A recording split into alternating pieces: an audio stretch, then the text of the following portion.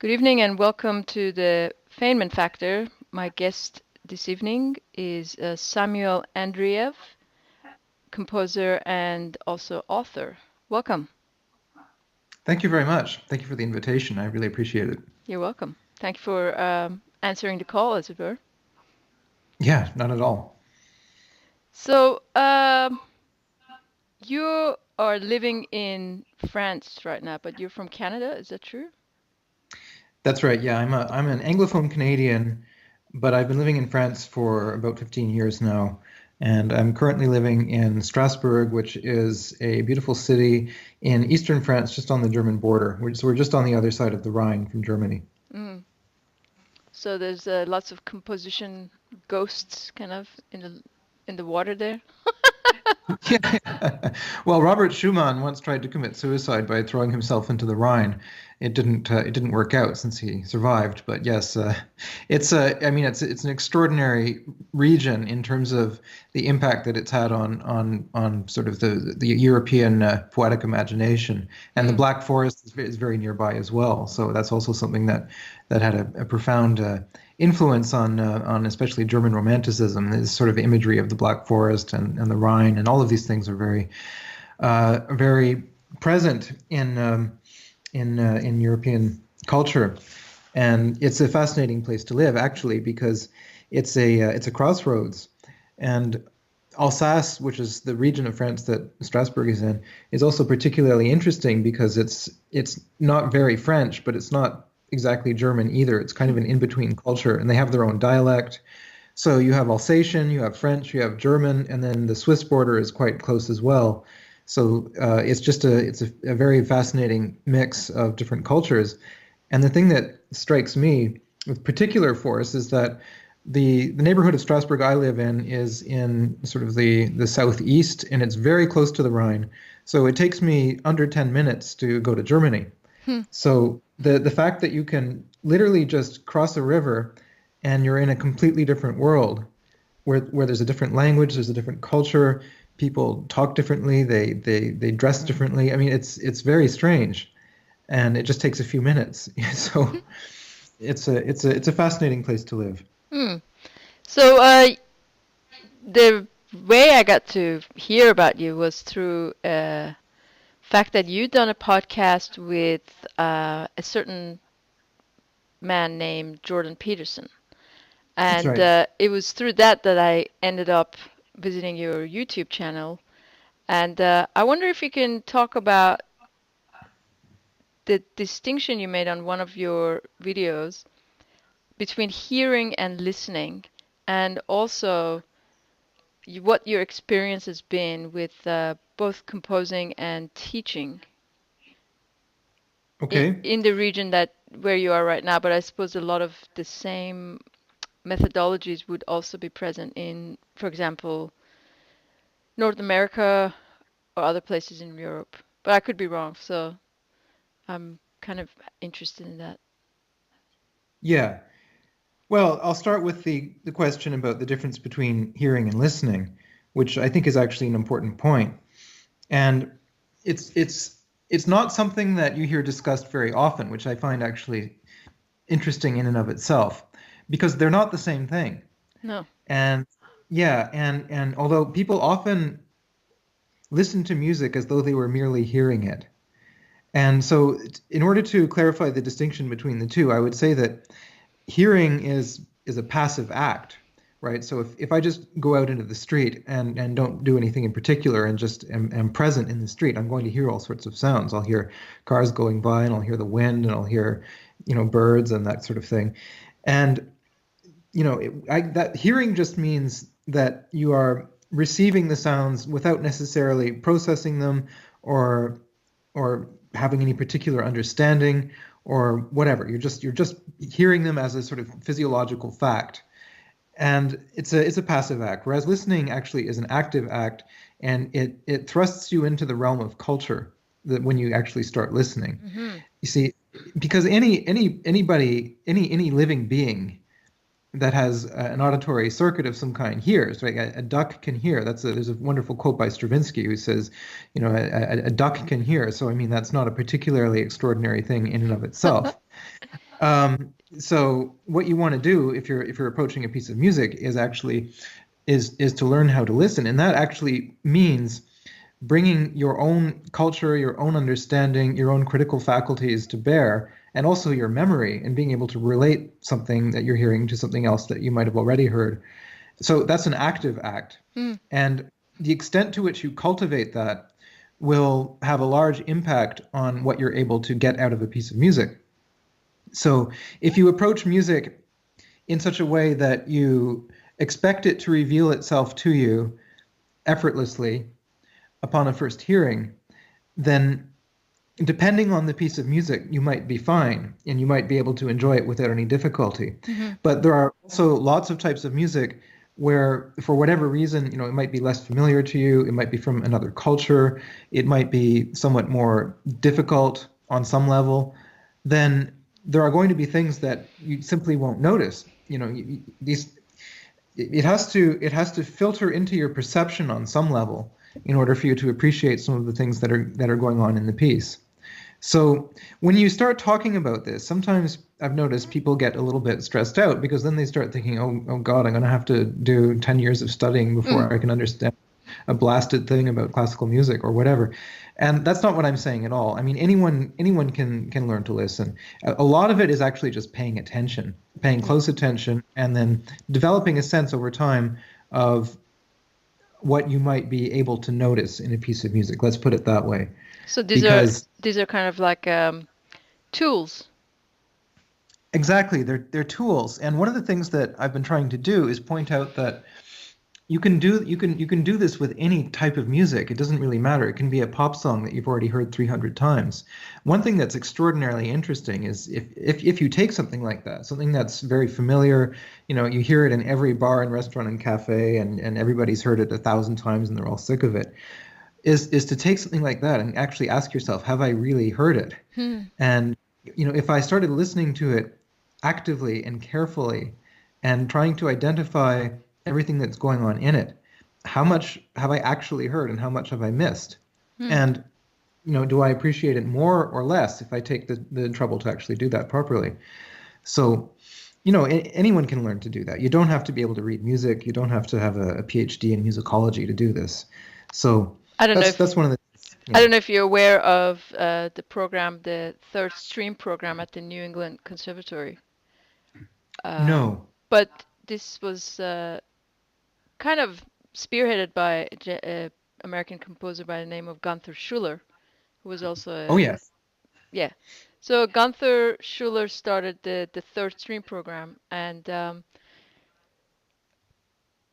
both my husband and I studied with Rand Blake, who wrote a book called The Primacy of the Ear, I think it's called. And Okay. it's this very thing is that can you learn to really listen to the elements of a piece of music? And it could be anything from Billie Holiday to, uh, well, you can't have a large chunk, a tiny chunk of Wayburn to Yeah. uh, Yep. Yep. Yep. really learning to, as Rand calls it, marinate your ears in the style or culture of Sarah Vaughan, or Oh yes. be able to understand what it is to listen to Greek music, not just Right. as a rite of passage or something that you heard at the neighbor's wedding, but to be able to Yeah. hear the elements. But then this goes further into development of style. Yeah. So it's so if you know of Gunther Schuller, I think you'll find a lot of parallels there between. Um, I suppose the person who gave birth to this was in many ways Charles Mingus. Uh-huh.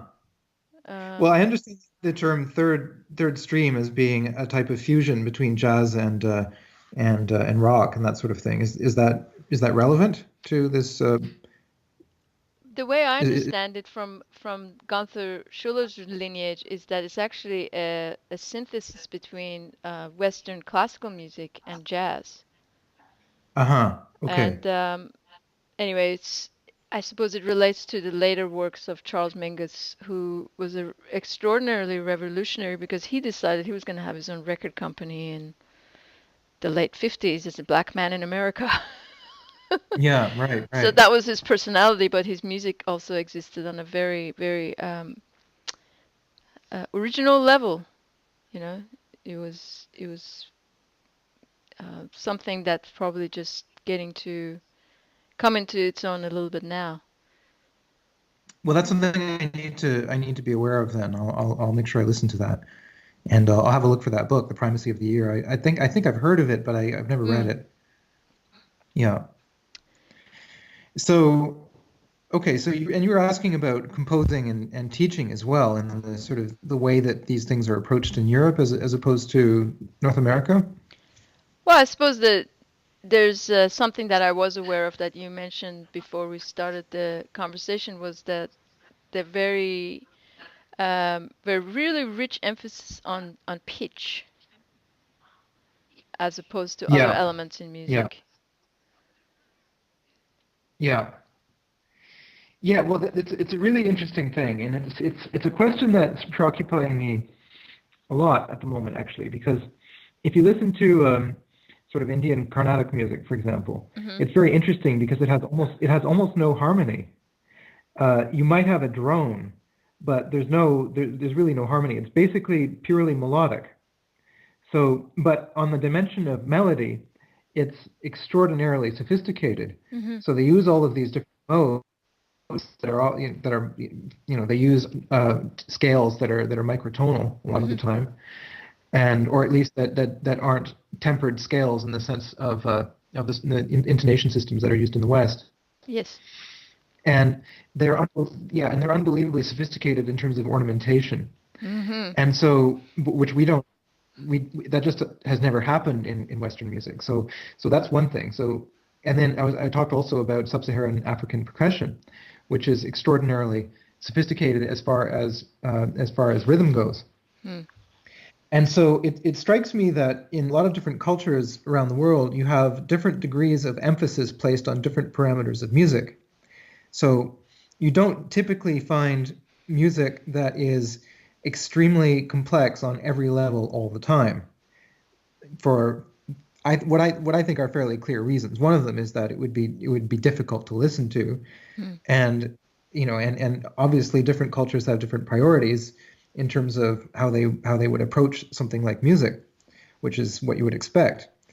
So in Western classical music, the one thing that I think you can point to as having been developed over a very, very long span of time, over I suppose over about 600 or 700 years, is polyphony. Mm.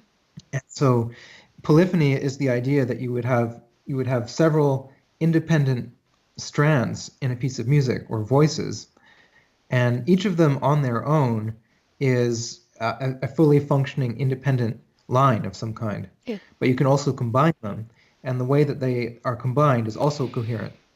So this idea of counterpoint and the idea of polyphony really is something that I think has been developed a great deal in the West. And the thing about that parameter of music, or that approach to music anyway, is that obviously it places a great deal of emphasis on pitch. So when music is taught in the West, there tends to be a great deal of emphasis on that aspect. It's like the And the leading structure of it is tone. right, exactly, exactly. And that's something that I wonder about quite often, because especially the way that a lot of discussion on especially contemporary music has been going since I suppose since the earlier part of the 20th century. There's been an enormous focalization on pitch and the way that harmony is organized in music, and this is talked about, I would say, almost exclusively. Mm. And the rhythmic aspect and the timbral aspect, both of which are enormously important, are just not talked about as much. And I'm sort of curious about this because it strikes me that in terms of the way that people actually tend to listen, I think that there are parameters of music that hit us immediately on a physiological level, and there are others that the understanding that we have of them, I believe, are a posteriori. In other words, we're not necessarily struck by them during the act of listening exactly, but Mm. they sort of reveal themselves to us retroactively. And so large scale harmonic organization and things like this, I'm not sure that that's really the first thing that we necessarily think of or even experience when we're listening to a piece of music. And I think rhythm probably is more immediate and has a larger impact um, in terms of how we experience it. So that's something I've been thinking about a lot in relation to contemporary music, because obviously the sort of harmonic organization of Western music has changed a lot since the early part of the 20th century. Mm. But I don't think that that's the reason why so many people tell me that they find it challenging to listen to. So that's something that maybe we can talk about. So you have a bit of a clue there that it's probably um, the tools. I don't know why I'm using this. I think I've been reading too much Vygotsky, but I keep saying coming back to the coming back to this idea that when I suppose culturally we don't have the tools to sit in a concert hall, listen to Beethoven, and although it's extremely rhythmic music, for example, the Yeah, piano sonatas are full of evolving rhythms. It's yeah, not it's we're not told that that's as important as the harmonic or melodic or orchestral sophistications.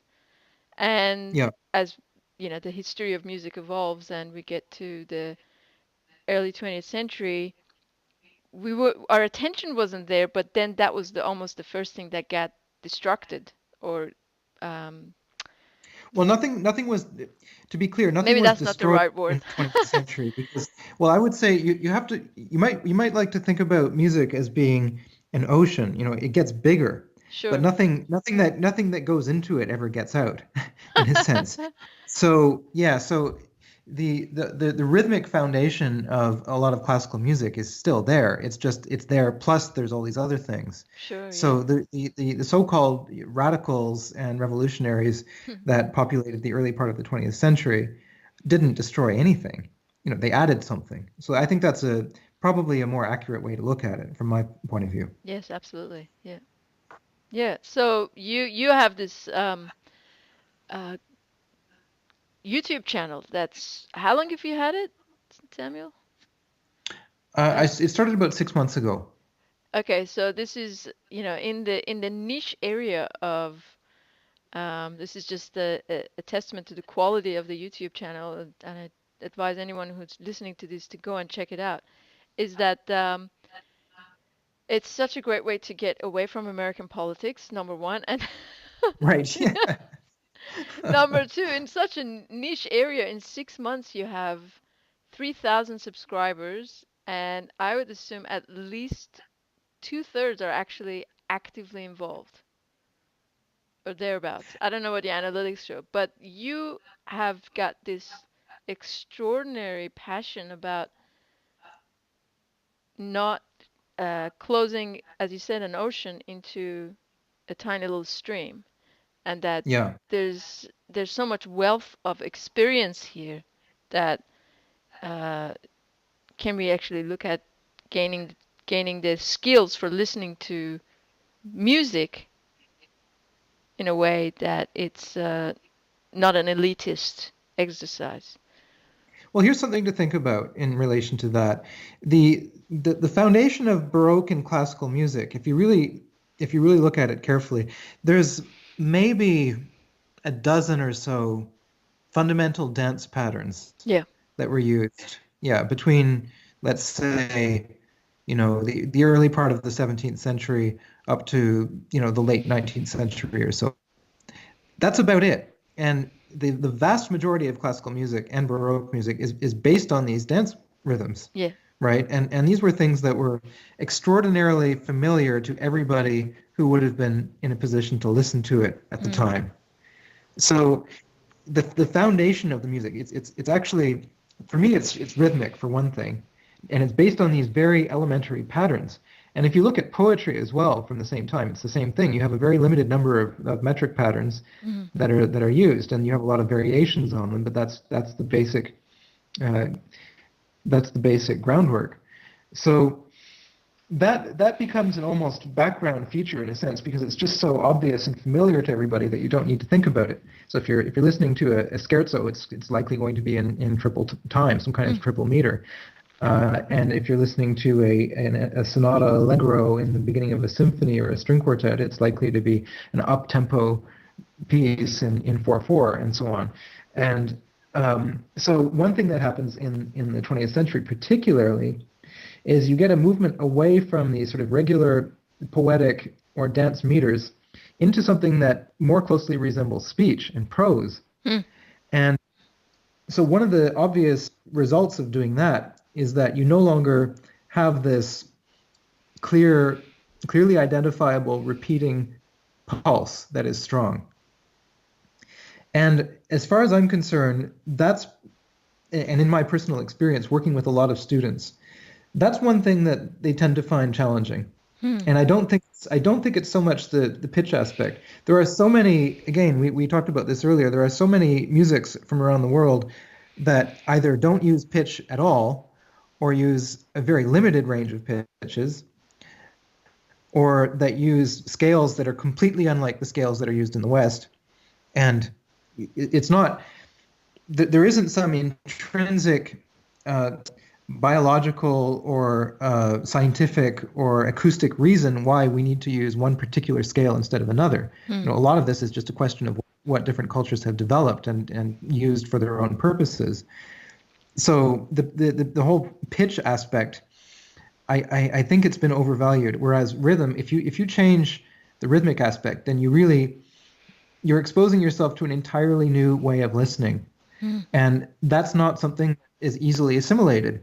We're not necessarily wired for that naturally. So if you want to approach music like that doesn't use these very sort of basic repeating patterns, then that can be a hurdle for some listeners. But it's a hurdle that you can get over. It's not insurmountable. Mm. It just requires a different approach. It's that whole idea of suspending judgment. Uh, Exactly. I remember being, I don't know, 19 and listening to, well, it was late in the day, but I listened to Schoenberg, Pierre Lunaire for the first time, and I was like, okay, what was that? Oh, all right, Yep. let's do that again. What's going on here? Let's listen to that again. And then, you keep Yeah. studying it and you realize it's the most highly structured music, of its category, or, it's extremely, extremely, uh, how to say it? I don't have the word for it. You probably can explain it better than I do, but there's a sound world, there's an expressive quality that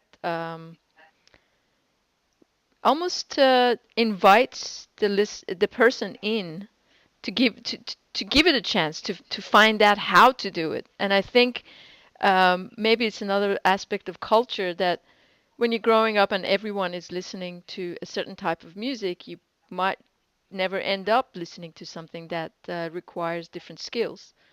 Um, so, Well, there's some simple reasons for that, though. I mean, to take the example of Pierre Lunaire, it comes out of a very particular cultural context, which is the sort of cabaret scene, for one mm, thing. So it's got this melodramatic slash cabaret aspect to it.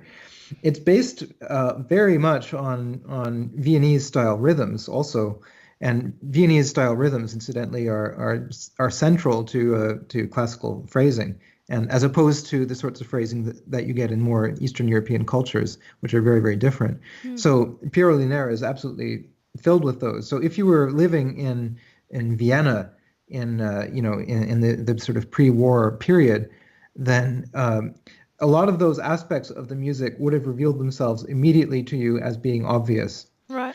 But obviously, we're in 2017, and not everybody lives in Austria, and it's a very different situation. So if you're not coming out of that culture, and if it's not your native tongue, so to speak, then there are aspects of it that simply aren't going to be obvious to you.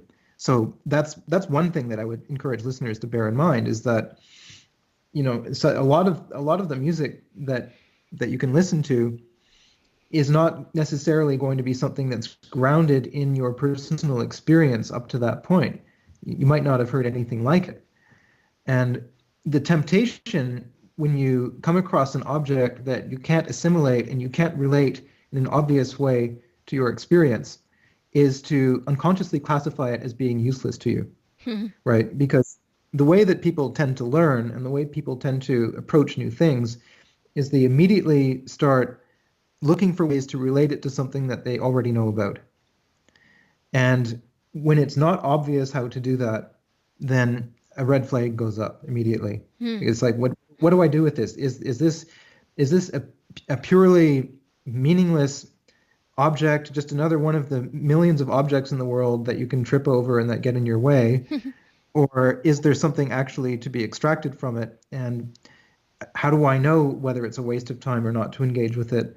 And how can I approach it? And how can I get anything out of it?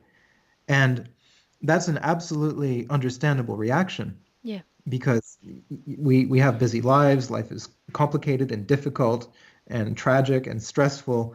And if someone comes up to you and says, I want you to engage with this utterly foreign object that is one of millions of similarly foreign objects, and you might not necessarily be able to relate to it at all on the first glance. It's like, well, I have to think about it. So, but of course, the counter side to that is that if you don't do it, then you're missing out on an absolute, I don't know what the word is, but you're missing out on a universe of things that could drastically expand your culture, your understanding, your appreciation, your aesthetic sensibility. And So in the that's and in the end, your problem solving skills. Oh, absolutely, absolutely. Because I find it extraordinarily useful to be ritualistically confronted with things that are unfamiliar. There's nothing that will expand you more rapidly than that in life. It's an amazing thing. Yeah. So what you have to do in that case, if you're seriously interested in expanding the range of things you listen to, is delay judgment for as long as possible. And by that, I don't mean throw your critical sense out of the window, because there's all kinds of there's good and bad music in all genres and in all periods, right? Obviously. So the point is not to say that everything is potentially rich and meaningful and worth listening to, because there's lots of music that isn't. The point is just to approach it with a spirit of openness on first hearing, and to delay judging it as long as you can. Because if it really is unfamiliar, then you literally don't know how to listen to it. You don't know how to perceive it, because you don't have that category in your brain yet. Yeah. So it's like, what is this thing? So you have to be able to get some sense of what it is. And that sometimes takes repeated listenings, and it takes close listening as well. And so how did it happen for you? What's your what was the thing that drew you in? I think you were talking about there's a great video, there's a talk you do in California that Yep. talks more about your beginnings, but also, well, you hear the Stockhausen and you're just fascinated. What do you think was part of your culture that allowed you to say, I'm never heard it before, I don't want to listen to it? Yeah. That's a difficult thing to explain. I don't know that I understand it myself necessarily either, but I do know one thing, which was that when I was growing up, when I was very young, I was instinctively fascinated by music, by all aspects of it. And I just, it struck me with a kind of extraordinary force bordering on obsession. And so one thing that I found tremendously stimulating and exciting was to hear new things that were opening up a new world to me. So that was instinctive. And I don't frankly know why it is that I might have had that experience, instead of saying, this is something that I've never heard before, who needs it? Which is it's just as easy to have that reaction. So, I mean, probably my upbringing had something to do with it. Probably there's something innate. I feel like I'm innately drawn to music. Hmm. But beyond that, it's difficult to say because lots of people are innately drawn to music, but all they listen to are Italian opera arias, and that's it. Hmm. So, but I can vividly recall having the first time that I listened to a lot of pieces and just being struck with a an obsessive need to understand what was going on within them Hmm. and to get closer to them. There's a wonderful quote by the physicist Richard Feynman who talks about the fact that he can't go into nature and look at a flower without reflecting on the reasons why it's a certain color and why it's a certain size and a certain height, Hmm. and what goes on when the bee is pollinating it and so on and so forth, and the way that it reflects the light, Hmm. and and he describes about talking with a friend of his about this. The friend saying, "Well, when I see a flower, all I see is a flower." And Yes. do you think, knowing all of these things about the sort of atomic substructure of a flower and all the details about the biology and the ecosystem and all of this thing, do you think that brings you any closer to simply enjoying a flower for what it is? And Feynman's response was that it actually did. It significantly enriched his appreciation of it Hmm. because he saw it as even more miraculous when he could understand just how complex it was and how much was going on in something as apparently simple as a flower. So I suppose that my own experience was somewhat analogous to that in the sense that I would hear a piece of music and I would be struck by just how complex and rich it is, and thinking this is in the case of a great work of art. And by the way, that is the sign of a great work of art, is that it is literally inexhaustible. You Hmm. can listen to it your entire life and you will never get to the bottom of it. Like there are short little pieces by Mozart that have generated tens of thousands of pages of commentary across centuries, and it's insane. And it's something that Mozart might have written in a couple of hours. It's absolutely insane.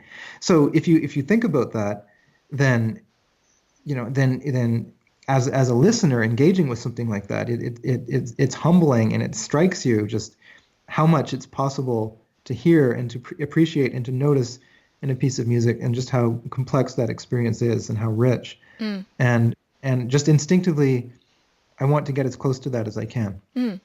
That reminds me of I don't know if you know of a composer and I suppose music theorist by the name of Robert Kogan, Uh-huh. who started to do spectrographs Oh, of yes. different genres, and he's got a fantastic little book called Music Seen, Music Heard, and he talks about how you can write a lot on a masterwork, on any piece of music, but then he takes the introduction of the Rite of Spring, and he does, I think, about 5 pages, maybe four, and a spectrograph of it. He says, okay, I could afford a few color spectrograph in this book, and this is one of them. And Mhm. to see the visual representation and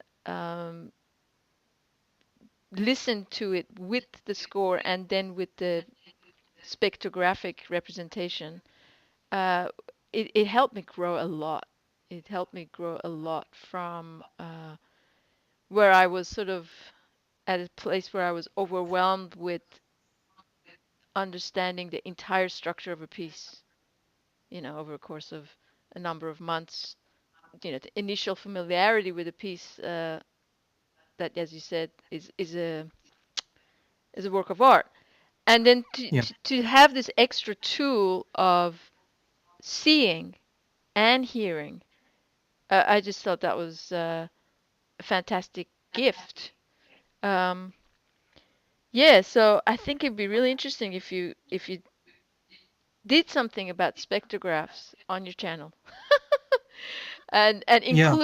included that because now with the as advance of technology, you can, it used to be very expensive to create a spectrograph of a audio, but I think nowadays there's some ways of doing it through applications that are uh, quite affordable. So because I suppose because you're also a writer, um, I get a sense from having listened to two or three of your own pieces that you can almost, I don't know, I get the sense that there's a visual depth to the piece that helped me at least to suspend judgment for a long time, for the entire piece, in fact. So that's it's a compliment, and there's that aspect that there's almost many layers of space to the composition. I don't know how to explain it any more than that, but I was just like, I wonder what would look like on a spectrograph, and especially because I think it was the mini piano concerto of yours. Oh Um, yeah. there is a lot of expansion of timbre and almost cross-referencing, and the orchestration of it is I think even just having listened to it once, I remember the feeling of the depth, that space that it created for me. Um, so yeah, it's interesting because the other thing that might take a few hours to talk about, but is that idea of the composer writing what they hear, but they don't know what the piece is until they've written it. I mean, it sounds like a perfect paradox, but um, it makes sense to me because I've done some writing. Um, but I wonder if you can talk about that a little bit. It's not Well, gonna. there's a quote I really like. I actually can't remember who the composer is that said this, but someone asked him, "Do you hear your music before you write it down?" Hmm, And he said, "No, I write it down in order to hear it," yeah. which I thought was interesting because it implies that they discover the music through the act of creating it, Yeah. uh, composers work in a lot of different approaches, Of and some of course. them, yeah. So I mean, there's all sorts of different ways to go about it. I mean, there are actually composers who calculate a lot of their music. In other Mm-hmm. words, they have an idea of a basic type of sound texture or structure that they want, and they want it to develop in a certain way across time.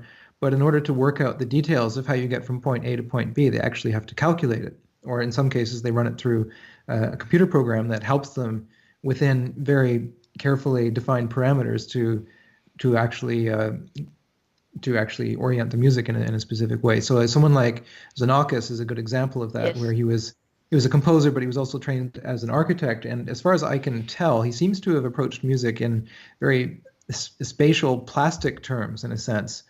Um, and you can certainly, which, by the way, I mean, you can't delegate the act of composing itself to a computer or to calculation. That's not what I'm talking about. It's more a question of defining certain highly specific aspects of an overall texture and Mm-hmm. the way that evolves over time. And in some cases, calculation can actually be very useful to the composer in terms of determining that. But you have to create the overall framework of the piece, the aesthetic project. You have to define the parameters of the sound and the orchestration and everything.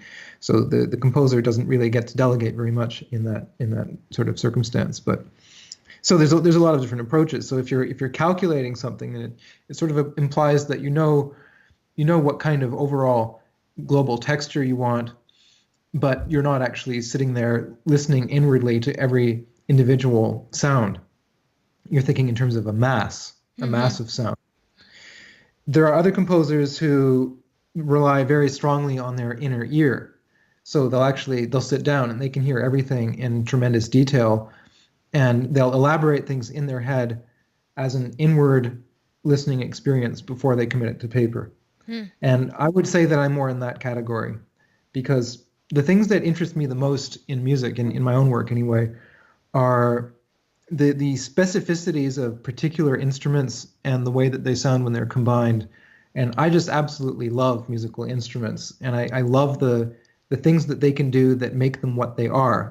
What is it that makes an oboe and not a clarinet and that sort of things. The Mm. music that I write tends to be extremely specific to the instruments that I'm writing for, which is why I've never actually written a piece for the same instrumentation twice. Every new piece is unique. So I wouldn't be able to conceive of, for example, writing a series of string quartets. Like writing 12 different string quartets. I can't approach music in those terms because the instruments and the instrumental situation I'm confronted with is a tremendous stimulation to my creative imagination, and it literally determines all the parameters of the piece. So Mm. that's how I think. So in order to work that way, I need to have an absolutely accurate microscopic inward understanding of precisely what it's going to sound like. So now, when I say precisely what it sounds like, I don't mean that I want the performers to give me just a purely robotic rendition of what I've written in the score, because it's absolutely not like that.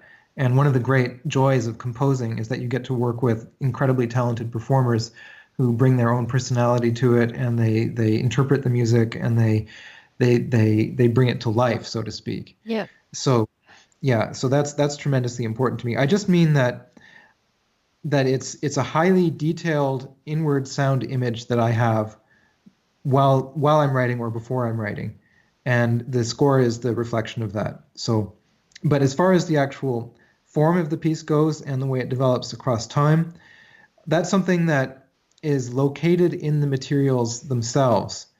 And it's not something that I typically try to impose upon the piece. So, in other words, I won't start out by saying, I'm going to write a 27-minute long piece, and um, it's going to start softly, and then it's going to be loud here, and this sort of thing. I don't actually tend to plan my pieces out in that way. I tend to look at the materials that intuitively reveal themselves to me in relationship to the instruments that I'm using, Mm. and then the piece grows organically out of that. So that's how it tends to work for me. Mm. And you have written for a normal piano. That I found interesting. I have, yes, I have written for a normal piano. Yes. Yeah. You couldn't do anything with it. It's like, can I have one with, 5 hammers per string? Right. No, I mean, but I like all sorts of instruments. They don't have to Sure. be exotic and rare necessarily. And sometimes it has to do with the combinations of instruments as Yes. well. So they might be fairly standard in and of themselves, but if you take three instruments that aren't usually associated together, Mm. then that can be really compelling for me. Mm. And what are you writing now? So many things. Right now, I'm working on a large piece for orchestra in three sections. And when that's done, that'll be at least 40 minutes of music. Wow. And that's a project that I actually started in 2014. There's an orchestra in Canada that commissioned two back-to-back orchestra pieces from me. Wow. So I decided that rather than have just a series of unrelated orchestra pieces, I would try to do a triptych. Mm. So it's going to be a big piece in three sections, and hopefully that will be done if I can stay on schedule within 18 months to 2 years. So that's quite a large project. Mm. And when I get sick of working on those large orchestral pages, I have other things I'm doing as well. I'm doing a piece for a percussion sextet for a group in Strasbourg for 2019. I'm doing also a piece for a Swiss ensemble, and I'm doing a piece for a group out in Brittany in Western France for 2018-2019 season. So those are my projects at the moment. Wow. Plus the YouTube channel and it's Plus all. the YouTube channel and teaching and giving lectures and master classes and writing and CD projects, and I'm putting together some tours with ensembles here in France, and so it's a very full life. So you're a singer-songwriter as well? Yes, I am. Yeah. Wow. I had tried to have a look for your s CDs of you. You play piano and or guitar or neither. Piano, yeah. Well, what that is actually is that when I was a teenager, I was fascinated with the song format. Hmm.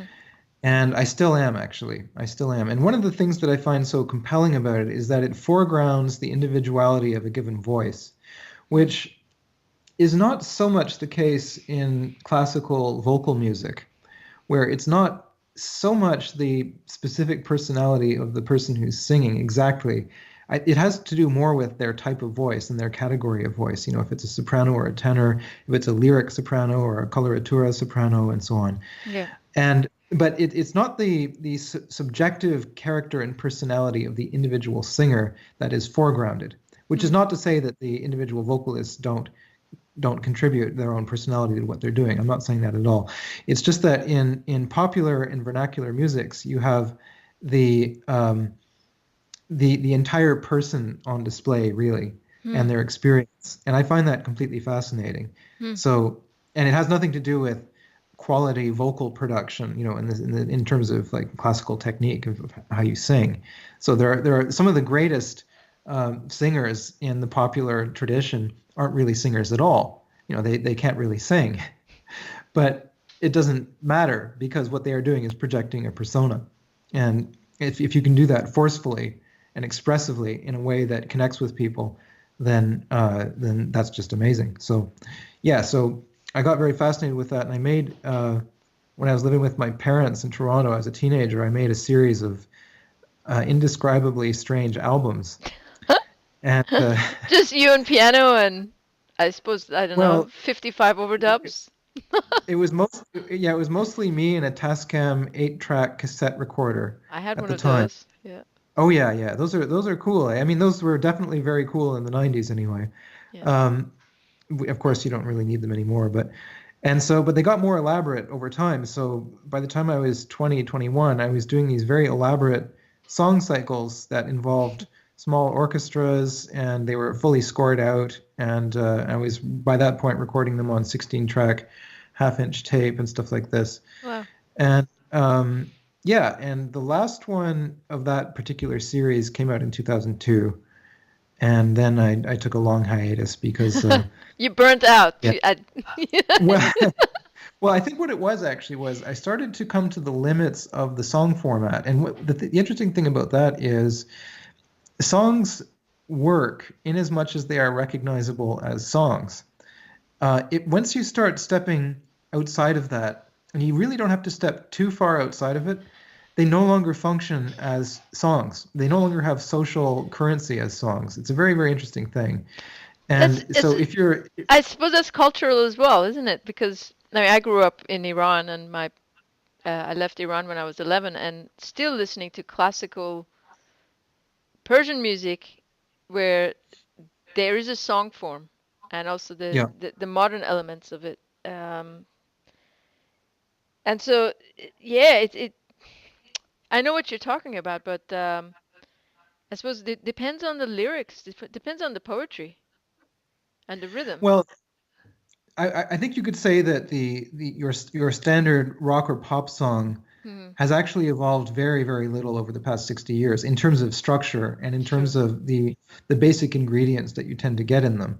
sure. The what one thing that has evolved a great deal is style. So, in other words, the specific manner in which you combine the different elements and the things that you choose to foreground, and then also production techniques Hmm. have Of course. evolved by leaps and bounds. But the actual substantive part of it and the structural part of it, you know, it's we're not very far from what was happening in the early 60s. So yeah, so if you become too adventurous with those things, and if you start getting interested in things that are, you know, well outside of the parameters of what you would expect a song to cover, Hmm. it no longer functions as a song, and you might as well do something else. And so when I was 20 years old, 19 or 20 years, I was by that point I was already composing music, chamber music, and things like that. I've been doing it for a few years by that point, and I was doing that and the songs, in parallel to each other. It's just that at a certain point, the sorts of things that I wanted to do they just it had nothing to do with songs anymore. Hmm. And I was really interested in going as far as I could as a composer. And at that point, I just stopped. I completely stopped. Um, but I stopped with a sense of um, knowing that I could go farther in that domain, the domain of the song. So those So do those worlds show up in your poetry? well, they're all interrelated. I can't easily separate these things Yes. because I do them all in parallel. So the poetry spills over into the song lyrics, certainly, and the musical content of the songs that I've written is related to the musical content of the orchestral and chamber music and solo music that I write as well. I mean, they're very, very different stylistically, but I think you can tell it's the same person who made them. Hmm. So, I mean, so what happened is in I think it was around 2011 or 2012, the record label that put out the first bunch of CDs in the late 90s and early 2000s was very struck by the idea of doing a new one, but whatever 12 or 13 years later, Hmm. and incorporating everything that I had learned in the interim from having studied composition and electroacoustics and acoustics and orchestration and all of these and analysis and all of this kind of stuff. Hmm. So obviously it was a radically different approach when I returned to recording songs around 2012, 2013, and I put out a new album called The Tubular West. And that was recorded entirely with performers who are actually in the so-called quote unquote new music world. Hmm. So they're, highly trained virtuosic musicians who are used to playing some of the most difficult contemporary music, and in this case, playing in kind of uh, Four a to the sort of bar? yeah. Well, not exactly. It's not quite that. It's rather odd music, but so the idea was to have orchestrations and a sound aspect, a timbral aspect that would be of a similar level to sophistication of what you might get in some of my chamber music, Hmm. but obviously in a completely different world. So I that's what need that came out of. I need to check it out. I'm sorry, the uneducated interviewer. I'm ashamed. Oh I- no, I'll send you a copy. All right. No problem. Well, Samuel, we could have you back and talk about, well, how you're going to develop your YouTube channel to pretty much take over the world, which I think you're on your way of doing. Um, it's been an amazing honor and a pleasure to have you and talk to you. And thank you so much for sharing your generosity with, well, with what it is to kind of challenge ourselves and also this process of maturity that at the same time is also so it's full of pleasure and joy and happiness as well. So thank you so much for being on the Fame and Factor. Oh, it was my pleasure. Thank you so much for inviting me on. All right. Thank you.